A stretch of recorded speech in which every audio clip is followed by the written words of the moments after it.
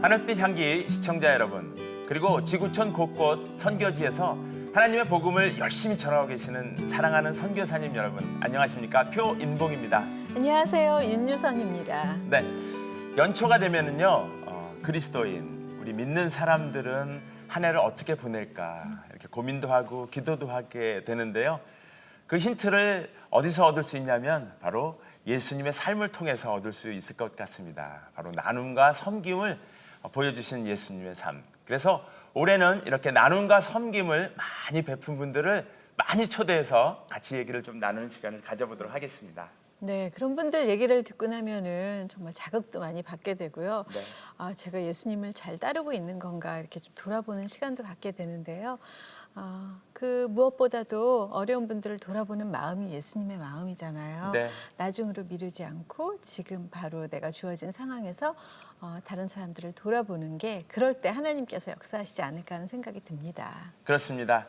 그래서 오늘 모실 분은요, 넉넉하지 않은 형편임에도 불구하고 아픈 사람들 또 어려운 사람들을 초대해서 나눔과 섬김을 베풀고 있는 분인데요.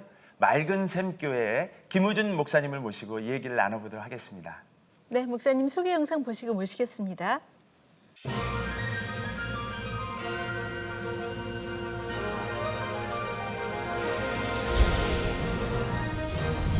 암 환자들에게 무료로 쉼터를 제공하며 따뜻한 섬김을 실천하고 있는 맑은 샘교회 김우준 목사. 작은 개척교회의 어려운 사정에도 불구하고 귀한 섬김을 지속해오고 있는 이야기와 하루하루 주어진 일들을 사명으로 여기며 암 환자들과 동행하고 있는 그의 여정을 만나봅니다.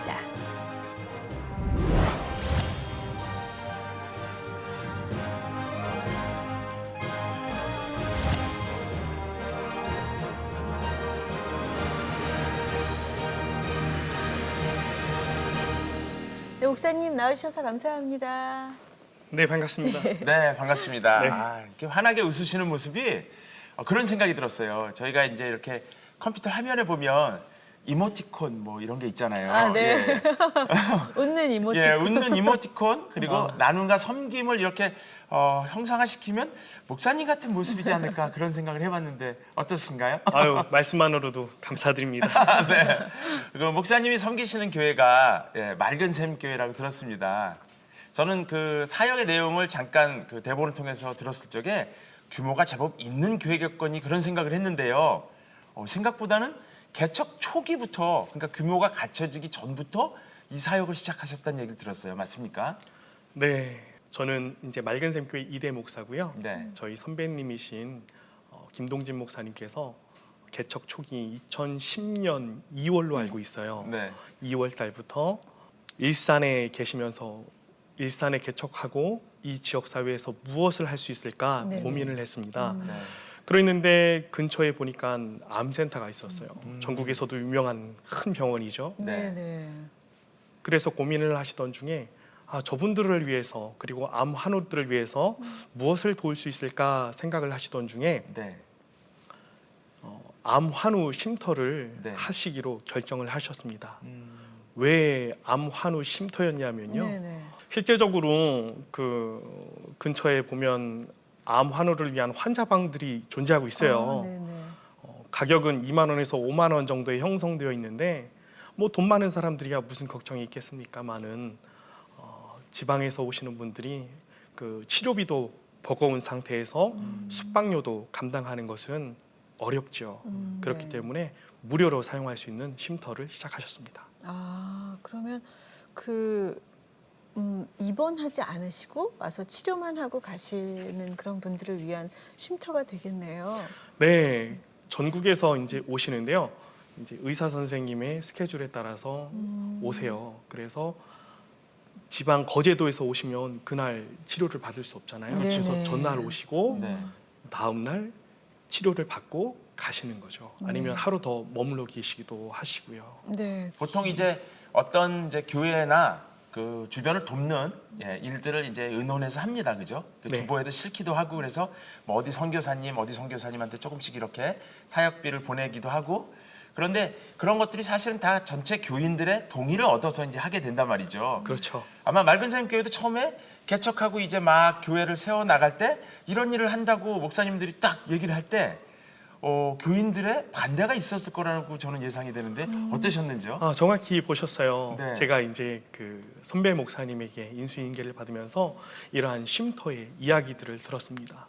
사실 그 쉼터를 시작할 때 반대가 있었다고 해요. 왜냐하면 우리가 일산 지역에 있으면서 일산에 도움이 필요한 분들을 돕는다면 그것은 그분들에게도 유익하고 우리 교회에게도 유익한 것이 아니겠느냐. 네네. 그런데 그 아마노 쉼터는 일산 지역에 사는 사람들에게는 도움이 되지 않고 네네. 더군다나 무료로 네. 제공하기 때문에 돈 먹는 하마가 되는 것이 아니겠느냐. 우리가 이것을 통해서 무엇을 얻을 수 있겠느냐. 그러한 반대가 있었던 걸로 알고 있습니다. 네. 네. 그거 어떻게 극복하셨을까요? 제가 이제 와서 봤는데 지금 현재 우리 맑은샘 교우들은요. 아마노 쉼터 운영하고 있는 것에 굉장한 자부심을 가지고 있습니다. 아, 왜냐하면 개신교에서 하는 쉼터는 유일무이하기 때문입니다. 네. 그리고 이제 그러한 가운데서 정말 이것이 필요한 사역이라는 것을 교우들이 알게 되면서 자부심으로 남게 되었죠. 짧은 얘기였지만 저는 좀 울림이 있었던 게요. 네. 쉽게 얘기해서 이렇게 환자분들 왔다가 가시는 분들은 비유를 하자면 나그네잖아요. 네, 맞습니다. 그러니까 나그네들은 사실 우리 교회에 무슨 필요가 있겠어. 그쵸, 예. 우리 교회도 좀 이제 개척해서 부흥도 해야 되고 뭐 이렇게 성장해야 하는데 나그네들 사역을 맨 앞에 놔두면 우리 교회는 언제 부흥해? 이런 논리가 어떻게 보면 더 맞는 것 같은데 그런 마음이 어떻게 보면 한국 교회에 울림이 되는 게 아닌가 싶은 그런 생각이 들어서요. 어떻게 생각하시는지요? 사실 선배님이 떠나시면서 네. 저에게 부담을 주시지 않으시려고 네. 김 목사 이 일이 쉽지는 않은 일이니 네. 또 본인의 사명에 또 맞지 않는다면 이 사업을 접으셔도 되겠소라고 말씀을 그렇게 해주셨어요. 말씀하셨군요. 네. 네. 저에게 최대한 부담을 네. 후임자로서의 그 짐을 지어 주시고 싶으시지 않으셨던 것 같아요. 네, 네, 네. 그랬는데 그 후임자로 갈 때 많은 선배님들이 네. 가면 그 교회의 전통에 따라서 특별히 바꾸지 말고 열심히 해보시게 그런 조언들을 많이 해주셨어요. 네. 그래서 당연히 그 마음을 가지고 제가 뭘 알겠습니까? 처음 목회 초년생인데 그냥 맡겨진 일이니까 네. 쉼터했고요. 네. 맡겨진 일이니까 목회했습니다. 그렇게 쉼터 일을 하면서 암 환우들을 만나기 시작했어요. 네. 예약받고 방 안내해드리고 그리고 같이 이야기를 나누고 기도하고 근데 그분들에게 이 일이 너무나 정말 소중한 일이었던 거예요. 네. 목사님 그 은혜 잊지 않을게요. 지난 한 달간 이곳에서 마음 편하게 내 집처럼 있게 해주셔서 감사드립니다. 그리고 그분들 떠나보내고 또 하늘나라로 떠나보내고 이 일이 정말 필요한 일이구나. 이 일이 내가 그저 하기 싫다고 안 해서는 안 되는 일이구나 라는 것을 깨닫게 돼서요. 지금은 아주 이 일이 제 일이 되어버렸습니다. 네. 예. 아니 근데 그 재정적으로 사실 부담스러우실 것 같고요. 교회 분들도 처음에 반대하셨는데 어떻게 극복하셨는지 궁금합니다. 지금 현재 그 임대에서 월세로 네. 14평짜리 빌라를 사용하고 있어요. 네. 실제적으로 첫 번째로 집 주인 어른이 비그리스도인이신데요. 네. 이 일에 처음부터 오늘까지 함께 동참해 주시고 있습니다. 와. 사실 그 주변 시세가요. 네. 그 40만 원에서 50만 원대 왔다 갔다 하거든요. 월세가요. 네. 예. 근데 이제 주인 어르신께서 이 일이 좋은 일이라는 걸 아시고 지금 이제 제가 오고도 계약을 했는데 물세 그 다음에 청소비 포함해서 32만 원 받으세요. 네. 그래서 네. 아주 함께 동참해 주고 계셔서 네. 이 일이 가능합니다. 네. 어쨌든 그 동참해 주시는 그분도 같이 이제 나눔의 한 축을 담당하시는 거잖아요. 그럼요. 네. 저도 개인적으로 그 수준을 꾸준히 유지해 주시면 어떨까 이렇게 부탁을 드려봅니다. 네. 또 하나는 궁금한 게요. 그렇게 많이들 암 치료를 받으러 올라오시나요? 네, 많이 오십니다. 네.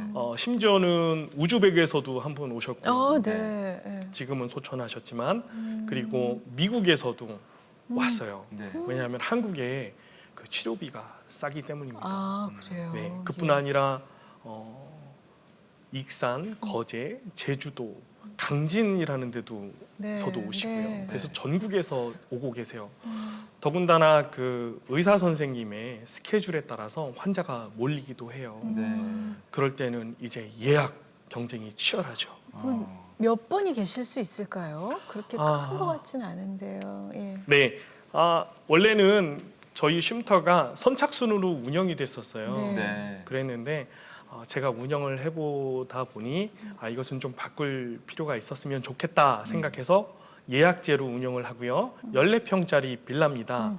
그래서 편하게 쉬실 수 있도록 보통 지금은 없어진 쉼터지만 그 전에 있던 쉼터 같은 경우에는 남자방, 여자방 따로 있었어요. 네. 그래서 그들의 넉넉하지 못하더라도 그냥 많이 쉴 수 있도록 네네. 그렇게 했었는데 저희 맑은샘 쉼터 같은 경우에는 그것보다도 좀 편안했으면 좋겠다. 그래서 이제 2팀만 받고 있습니다. 그래서 방 하나씩을 사용하시고요. 네. 그런데도요, 이제 간절하게 부탁을 하시는 분들이 계세요. 가실 데가 없다고. 예약이 다 차 있는 상황에서. 네네. 그래서 제가 기존에 계시는 예약되신 분들이 힘드시니까 좀 힘들겠습니다라고 하더라도 네. 거실에서라도 자겠습니다라고 말씀을 해주세요. 네. 네. 그래서 제가 극구 이제 안 된다 네. 하더라도 그렇게 말씀해 주셔서 그러면 거실에서라도 그럼 주무세요. 그렇게 해서 지금 주무시고 가시는 분들도 꽤 계시고요. 그래서 네. 어쩔 수 없이 또 3단 매트리스를 네. 좀 여유 있게 조금 구비를 해놨어요. 혹시 그런 분들 때문에. 네. 예, 그렇습니다. 가장 오랫동안 머무를 수 있는 시간은 몇 시간 혹은 며칠 정도 되나요? 거기서? 저희 룰인데요. 네네. 보통 예약되면 네. 누구나 상관없이 15일, 보름간 계실 수 있으십니다. 네. 꽤 장기간 예. 있을 수 있네요. 근데 실제적으로 가장 중요한 점은요. 방사선 치료와 양성자 치료 같은 경우에는 한 달 이상의 그 치료 기간이 필요해요. 네. 그때는 협의입니다. 아. 그래서 저랑 만나시고 네. 이야기를 나눠보신 후 병원 스케줄을 보고 네. 그 다음에 방 스케줄을 봐야 해요. 왜냐하면 그분들이 한 달 스케줄을 잡고자 하더라도 기존에 미리 예약되신 분들이 있으시기 때문에 네. 걸릴 경우에는 이제 중복될 경우에는 어려움이 생기거든요. 그렇죠. 그래서 조율이 좀 필요해요. 그래서 저희하고 협의를 해서 이제 제가 혼자 쓰시는 이제 여권사님이 있으셨어요. 예를 들어서 그러면 이분도 여성인데 어떠시겠느냐? 그러면 룸메이트로 그때 이제 좀 제가 부탁을 드리죠. 네. 예, 그러한 가운데서 권사님이 비그리스도인을 전도한 일도 있었습니다. 한 달 동안 룸메이트를 하면서요. 네. 네, 네. 또 얼마나 많은 공감된 대화를 하실 수 있겠어요. 그럼요, 예. 동명상련이잖아요. 네네. 저는 자꾸 궁금한 게 많아져서 네, 말씀하십시오. 제가 꼭 이용할 것도 아니면서 자꾸만 여쭤보는 네. 것 같은데 보호자가 있을 거 아니에요. 네, 네, 지방에서 네. 오시면 네, 있습니다. 그러면 환우분만 이렇게 거기 쓸 수 있나요? 아니면 보호자도 같이 쓸 수 있나요? 계속 방은 궁금해집니다. 예. 2개가 있어요. 그래서 네. 2팀입니다. 네. 2팀이라 하는 것은 보호자가 포함된 것인데요. 그렇죠. 처음에는 네. 가족들도 걱정 때문에 같이 와요. 근데 그것도 하루 이틀이죠. 그들은 돈을 벌어야 하잖아요. 네. 그렇죠. 가족들의 그 치료비를 대어야 하잖아요. 네. 그렇기 때문에 몇 번 오시고 두고 보호자는 가시는구나. 안 오세요. 네. 그러면 이제 환우들만 그 자리에 계세요. 그럼 누가 쉼터에서 좀 보살펴 주시는 분이 계신가요? 저 혼자 운영하고 있고요. 네. 네, 그다음에 그분들은 이제 특별히 식사를 관리하셔야 되는 분이 아니면 주로 사드세요. 네. 왜냐하면 몸이 안 좋으시기 때문에 밥까지 신경 쓰셔서 드실 그렇죠. 상황은 아니세요. 네, 네. 그래서 이제 근처에 있는 식당을 이용하시고 또 사정이 어려우신 분들은 이제 취사 도구가 다 준비되어 있거든요. 가정집처럼. 네. 그래서 그렇게 드시기도 하시고요. 네. 근데 아까 목사님 말씀하실 때 네. 사실 저도 이제 암 환자 쉼터가 필요하다는 걸 오늘 처음 알게 됐거든요. 네. 그리고 저희 개신교에서는 쉼터가 하나밖에 없다고 네. 말씀하셨는데 이 시설 말고 또 하나 더 있는 건가요? 있었는데 아니요. 네. 지금 이제 그 교회 여건상 없어진 걸로 알고 아, 있어요. 그럼 유일하게 하시는 거네요. 네. 네. 그리고요. 이제 소아 청소년을 위한 쉼터가 하나 있고요. 네. 그다음에 천주교에서 운영하는 규모가 있는 쉼터가 있어요. 근데 저희 쉼터는 걸어서 5분 정도면 가능하거든요. 근데 천주교 쉼터는 조금 더 걸어야 해요. 근데 저는 조금 왜 우리에게 올까라는 생각을 했었는데 그 아마노 분들은 방사선 치료 그다음에 약물 치료 하시면은 몸이 너무 힘드시대요. 네, 네. 네, 뭐 그렇죠. 입맛도 없으시고 네. 뭐 걷는 것조차 버겁고 택시 타는 것도 힘들고 그래서 저희 가까운 네. 맑은 샘 쉼터를 이용해 주고 계세요. 그리고 이제 천주교의 쉼터는 네. 이제 금요일 오후에 나가야 돼요. 아, 그래요? 네, 본인의 왜냐하면 의사랑 상관없이 일단 정리를 해야 되고 네. 예, 새로운 그 환자들의 환경 위해 한 것이라고 생각해요. 네. 예. 근데 저희는 그냥 24시간 그다음에 365일 오픈을 하기 때문에 예약이 어려워서 천주교 쉼터에서 월, 화, 수, 목, 금 계시고 주말에는 저희 쉼터에 계시고 다시 가시는 분도 계십니다. 참, 네. 쉽지 않네요. 네. 예. 아, 여기까지는 이제 그 지금 식기에게서 섬기고 있는 장소에 대한 얘기를 좀 많이 들었는데요. 이 방송 보시는 분들이 여러 가지 생각을 하실 것 같습니다. 네. 두 가지 생각을 할 것 같은데요. 저렇게 해서 복음을 전하면 참 좋겠구나라는 생각. 또 하나는 목사님 참 힘드시겠네 이런 생각을 할 것 같은데요. 어떻게 보면 이 사역을 하게 된 주된 목적은 어디에 있을까요? 라는 질문이 조금 어리석은 질문일까요? 그래도 한번 드려보고 싶은데요. 네. 우선 좀 아까 말씀드린 것처럼 힘들지만 힘들지 않다고 해야 할까요? 이게 무슨 말이냐 하면요. 네. 단골들이라 그래요, 저는. 네. 그래서 이제 단골 권사님 그리고 이제 오시는 분들이 계시는데 네. 그분들이 함께 같이 이 쉼터를 운영해 주세요. 네. 예를 들어서 우리 환자분들이 예, 그래서 예. 그 처음 쉼터에 오시는 분이 계신데 지금 이 자리에 우리 단골 권사님 계시면 제가 편하게 안내해드리고 권사님 안내 부탁드려요. 그리고 가고요. 권사님이 이제 힘드심에도 불구하시고요. 가끔 빨래도 도와주시고 청소도 도와주시고 계십니다. 본인도 힘드신데 네. 또 섬기시는 거예요. 네, 혹시 네. 그 중고등학교 때 수련회 다녀보신 적 네, 있으세요? 갔다 온 저는 있습니다. 네. 네, 네. 그렇죠. 네. 근데 저도 이제 모태신앙으로서 중고등학교 때 수련회 가면은요. 네. 강사 선생님들이 강사 목사님들이 맨날 이런 말씀하시는 거예요. 사명을 가져라, 비전을 가져라. 그렇죠. 비전 얘기 많이 하시죠. 예. 예. 그래서 저도 하나님 비전 좀 주세요. 하나님 사명 좀 주세요. 그런데 감감무소식인 거예요. 네. 그렇게 해서 시간이 흘러서 목회자가 됐는데 네. 그 사명이라는 것은 지금 이 삶의 자리에서 하루하루 충실할 때 그 네. 사명이 보이는 것 같아요. 저도 이렇게 이 방송에 출연하고 저희 쉼터가 제가 쉼터를 운영할진 꿈에도 상상 못했습니다. 저는 주일학교 네. 정말 자신 있게 일할 수 있는 사람이었다고 생각했거든요. 네. 근데 지금 아마들하고 함께 있어요. 예, 네. 예, 예. 이렇게 해서 하루하루 가다 보면 열심히 하나님 하다 보면 하나님께서 길을 인도해 주시는 것 같습니다. 네. 목사님 주일학교를 잘 섬길 수 있다고 하셨는데 그 원래 목회자가 꿈이 아니셨어요? 목회자에 대한 꿈은 계속 가지고 있었는데 네. 이제 돈 많은 장로가 한번 돼보고 싶다라는 생각을 가져가지고 있어요. 언제 네. 그런 생각을 하셨어요? 저희 그 외삼촌 두 분께서 다 네. 목사님들이십니다. 네. 네. 근데 목회를 너무 힘들게 하시는 거예요. 아이 목사 되면 저렇게 고생하고 힘들어. 그래서 저런 분들을 도울 수 있는 장로가 됐으면 좋겠다. 그런 생각을 하는 와중에 네. 누가 이야기를 해주는 거예요. 자기가 아시는 친한 장로님이 있는데 네. 그분이 좀 여유가 있으신 분이시다. 음. 항상 어디를 운전하고 가시다가 시골길을 가다가 교회가 있는데 마음의 감동이 오면 저 교회에 찾아가서 목사님 식사도 대접해드리고 와이셔츠도 사드리고 또 함께 차도 마시고 온다. 네. 얼마나 멋있어요. 그리고 항상 목사님의 든든한 후원자가 될 수 있다면 그런 생각을 갖고 있었는데 사람들 앞에서 주일학교 선생님을 할 때 그리고 이렇게 하나님 일을 할 때 복음을 전하는데 네. 제가 살아나는 듯한 느낌. 너무 기쁜 거예요. 그래서 목사를 해야겠다. 그런 마음 주셨군요. 복음을 전해야겠다. 네. 그래서 이제 신학교에 들어갔죠. 네, 네.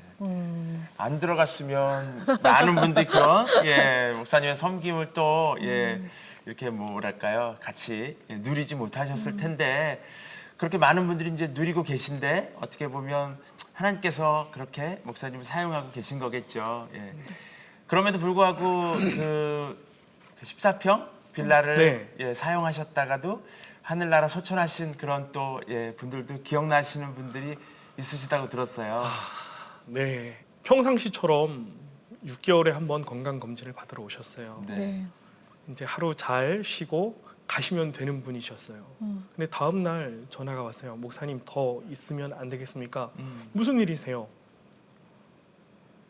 암이 많이 퍼졌다고 합니다. 근데 그 퍼진 정도가요.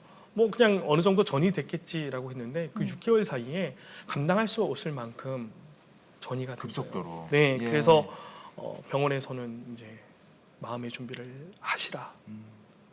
그래서 그 분이 이제 쉼터에 오래 있게 됐죠. 그러면서 6개월 동안 그분을 내내 지켜보는데 아주 호인이셨어요. 인물도 좋으시고요. 그러셨는데 말라가시고 피부가 벗겨지세요. 암환우를 돌아가실 때 피부가 벗겨지세요. 그리고 잇몸이 약해지셔서 이빨이 빠져가세요. 방사능 치료 때문에 그런가요? 아니요, 그냥 약해지셔서. 네. 네. 암세포가 퍼지니까. 네. 뭐 약물의 영향도 좀 있겠죠. 네. 네. 근데 이제 그런 과정 속에서 그렇게 돌아가시는 모든 과정을 제가 보게 돼서 또 많이 기억에 남습니다. 함께 했어요. 그 모든 시간을. 네. 그런 분들과 함께 계속 섬기시면서 지내셔야 되잖아요. 네. 어떻게 보면 너무 우울한 느낌만 계속 나한테 오는 게 아닌가 그런 생각이 좀 염려되기도 하는데 어떠신지요? 암 환우분들은 굉장히 희망적이신 분들입니다. 아 그래요? 네. 제가 많은 환우들을 봤는데요. 내가 죽을 거라는 생각하시는 분 한 분도 안 계세요. 희망적이신 분들이세요. 열심히 치료해서 네. 나을 걸. 예. 정말 열심히 치료에 참여하시고요. 그 병원 의사 선생님 스케줄에 아주 똑바르게 참여하십니다. 그래서 끝까지 난 살 수 있을 거야 라는 희망을 갖고 계세요. 제가 한번 뵀던 분은 아버지가 아프신데 말기예요. 수술을 본인은 하고 싶어 하시는 거예요. 네. 아무런 소용 없는데. 근데 자녀분들은 그 수술 자체가 예. 그분에게도 부담이고 본인에게도 부담인 거예요. 그럴 수 있죠. 근데 그 말기 암 한우 아버지께서는 이것까지 희망을 잡고 싶으신 거예요. 안 해주면 아버지가 저 원망할까봐 걱정스럽습니다. 목사님. 그렇죠. 그렇기 때문에 많은 암 한우들이 신약이 나오면 본인이 그 임상 체험하겠다고 그렇게 하는 것 같아요. 더군다나 그리스도인들은요.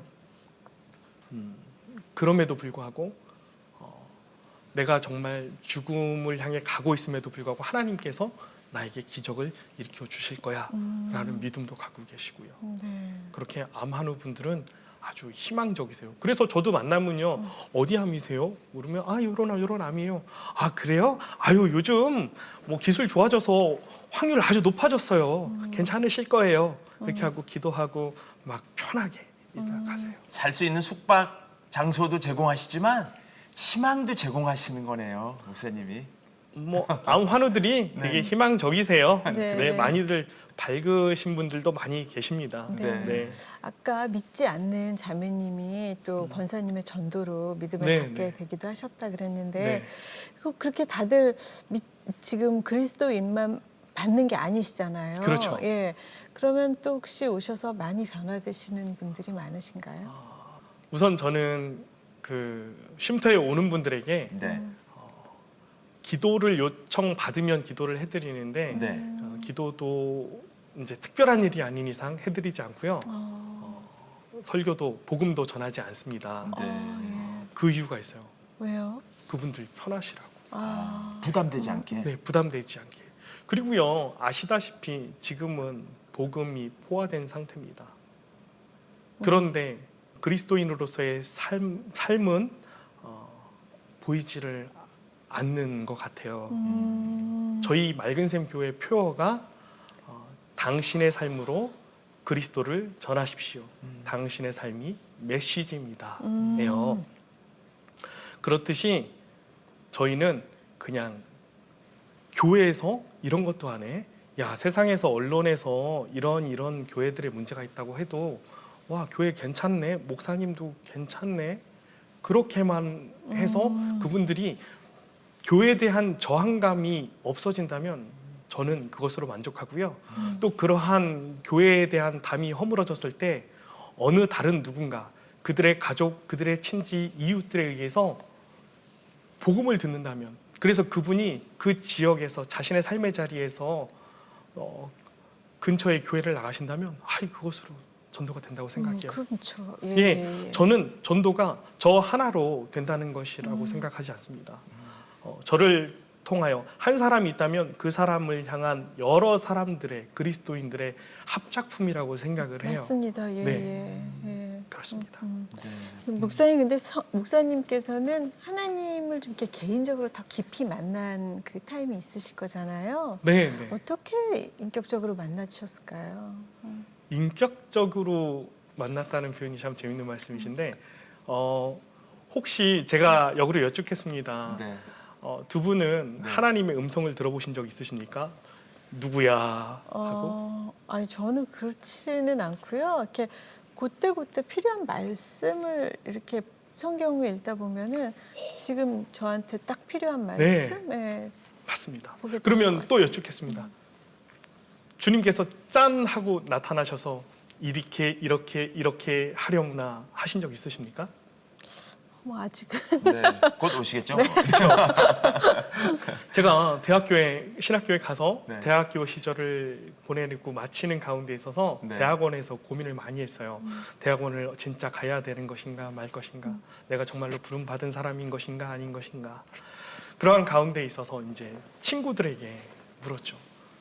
친구 누구야? 너는 대학원 준비됐니? 그럼 이렇게 말하는 거예요. 난 하나님한테 응답 받았어. 네네. 또 누구는 또 하나님께서 나에게 비전을 주시고 사명을 주셨어. 네. 확신이 있는 거예요. 그에 반해서 저는요, 하나님, 나도 하나님 음성 한번 들어봤으면, 하나님 만나봤으면 내가 진짜 불구덩이도 뛰어들 텐데 안 그러는 거예요. 하나님, 저 정말 대학원 가는 거 맞아요. 근데 아무런 말씀 없으신 거예요. 침묵하시는 하나님. 그냥 한마디 해주지도 않으시고. 근데 친구들은 다 하나님 만난 것 같아, 본 것 같아, 들은 것 같아. 맞아요. 난 버림받았나? 나는 그런 일, 하나님의 사명을 감당할 만한 제목이 아닌가? 믿음이 아닌가? 나만 예, 필요한 게 그렇습니다. 없지? 그래서 네.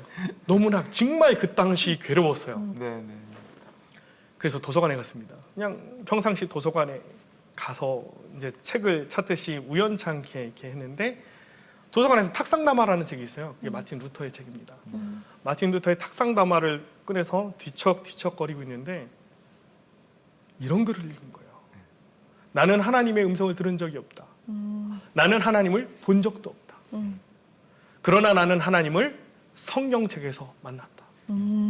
지금 말씀하신 것처럼 하나님께서 우리에게 음성으로, 환상으로 역사하지는 않으셨지만, 저도 그러한 경험은 없었지만 성경을 보면서 때론 저런 바보 같은 녀석들 왜 하나님 말 안 들어서 저렇게 벌 받아? 그러면서 막 웃고, 때로는 울고, 때로는 위로를 받고, 때로는 하나님께서 나에게 이렇게 말씀하시는 거야 깨닫던 그런 과정들이 있으셨거든요. 눈물이 나더라고요. 아무도 없는 고요한 도서관에서 그 글을 읽으면서 눈물이 났어요. 루터가 누굽니까? 대석학이요. 자신을 학대할 정도로 고행을 했던 사람이요. 시간이 없어서 오늘은 바빠서 기도를 5시간밖에 하지 못했다 그랬던 사람이었거든요. 그분이 하나님을 만나지 못했다, 보지 못했다 그랬는데 성경에서 주를 만났다는 거예요. 그렇게 위로가 될 수가 없더라고요. 네. 나도 그랬거든요. 위로가 되네요, 진짜. 예. 말씀으로 역사하셨거든요. 네. 그래서 대학원 갔죠. 그래서 목사 됐습니다. 네, 그래서 루터교 목사님이 되신 거네요. 결정적이었죠. 네. 네. 예. 첫 목회 현장에서 암 환자들을 만나게 하신 하나님. 암 환자들을 위한 쉼터는 반드시 해야만 하는 일이라는 걸 알게 해주셨습니다. 날마다 만나게 되는 이웃들을 섬기고 하나님이 맡기신 일들을 감당하기를 소망합니다.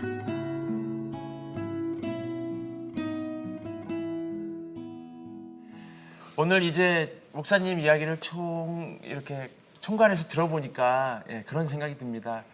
어떻게 보면 규모 있고 좀 갖춰진 할 수 있는 그런 교회들이 좀 이런 사역들을 좀 앞장서서 하면 좋겠는데 그렇지 않은 현실이구나 이런 생각을 저는 개인적으로 했거든요. 네. 이 사역을 지금 대한민국에서 딱 하나만 그런 공간이 있다고 지금 개신교에서는 들었는데 그걸 하고 계신 목사님 입장에서는 방송 출연한 이 계기로 또 하실 말씀이 있으실 것 같은데요. 어떤 말씀 해주고 싶으셔요? 네. 네, 우선 저는 큰 교회가 있어야 된다고 생각을 하는 사람입니다. 네. 왜냐하면 일산 지역에 저희 동네만 해도 수많은 교회가 있어요. 제가 걸어서 교회를 가다 보면 여기도 교회, 저기도 교회, 여기 교회 또 생겼네. 저 지하에도 교회가 있었어. 그래요. 그랬는데 재밌는 사실은요. 그 교회마다 성도들이 최소한 한두 분은 계시다는 거예요. 그때 저에게 하나님께서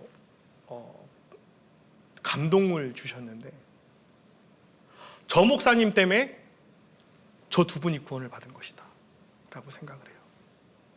그래서 큰 교회의 사명이 있듯 작은 교회는 천하보다 귀한 그 한 영혼을 위해 그 교회가 존재하는 것이고 그 목사님이 존재하는 것이라고 생각합니다. 근데 실수하시는 분들도 계시죠. 한 달란트의 가치를 땅에 묻어버리는 거예요. 아무리 없는 교회라고 할지라도 자기 부인과 자녀들은 있지 않습니까? 그 한 달란트에 최선을 다해서 목회를 하신다면 하나님께서 더 큰 사명을 주실 것이라고 저는 믿습니다. 네. 진짜 사실 남하고 비교해서는 이제 주어진 사명을 찾기나 행복을 찾기가 어렵잖아요. 정말 올해 시작한 지 얼마 안 됐는데 각자 자리에서 어떤 지침으로 살아내는 게 좋을지 말씀을 좀 해주세요. 이 땅에 살아가면서 우리가 가장 힘든 것이 무엇입니까? 누구는 부자로 태어나고 누군 가난한 사람으로 태어나고 누구는 선진국에 태어나서 복지를 누리고 누구는 북한에 태어나서 지금도 굶고 있고 누구는 한 달란트 받고 누구는 5달란트 받고 공평하지 않은가. 그렇기 때문에 세상은요 저 위를 바라보는 것 같아요. 그런데 그 공평하지 않음이 무엇일까라는 묵상 중에서 공평함을 깨달았어요. 한 달란트, 3달란트, 5달란트 다 하나님께서 공평하게 주신 것입니다. 그게 무슨 말일까요? 네. 하나님은요 한 달란트 준 사람에게 한 달란트의 가치를 말하세요.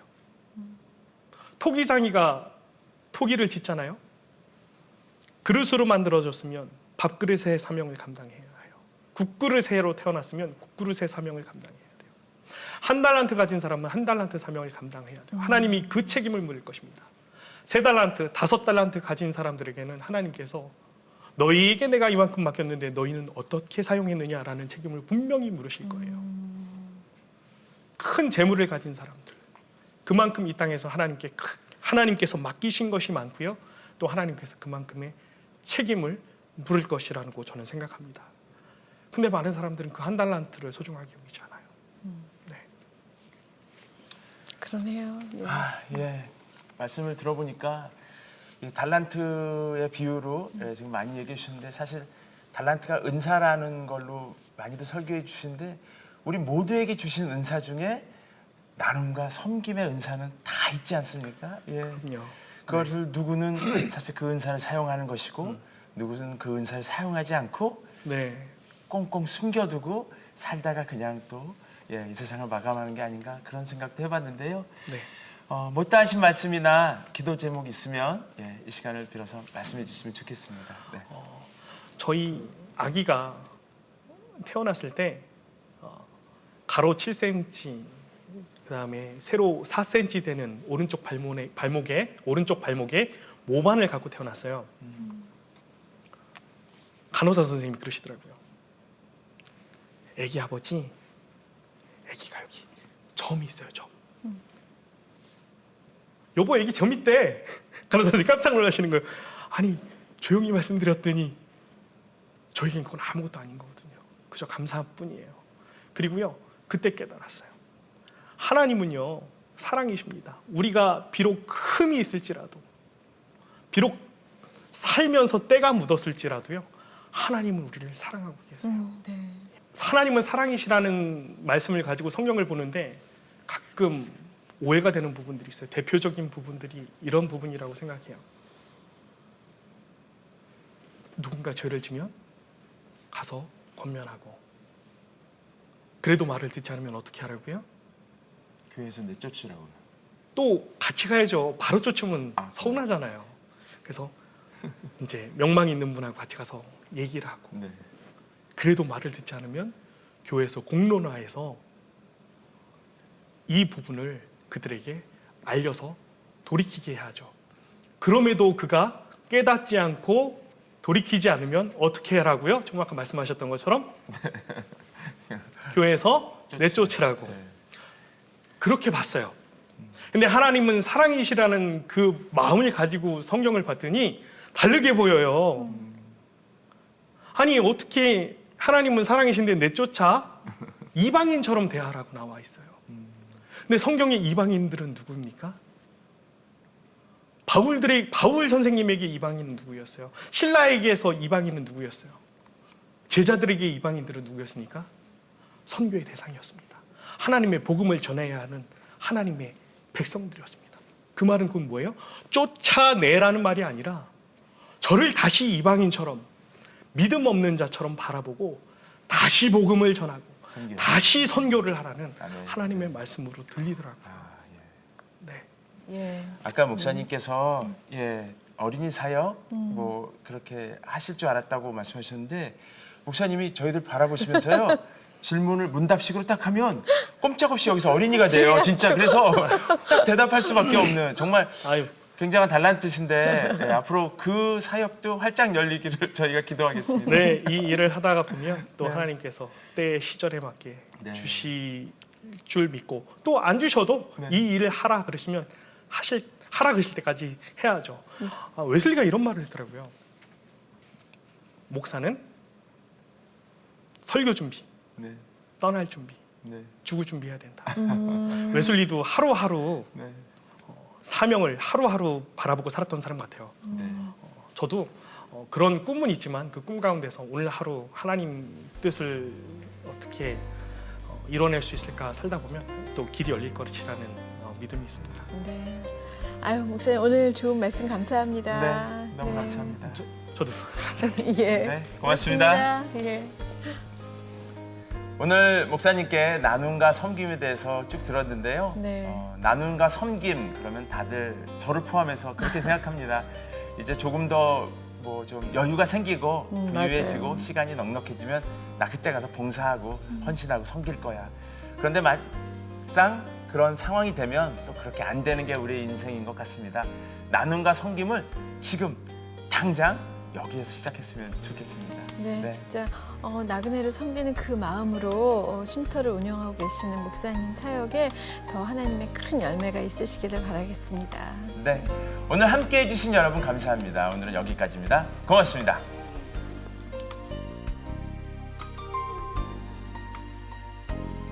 이 프로그램은 시청자 여러분의 소중한 후원으로 제작됩니다.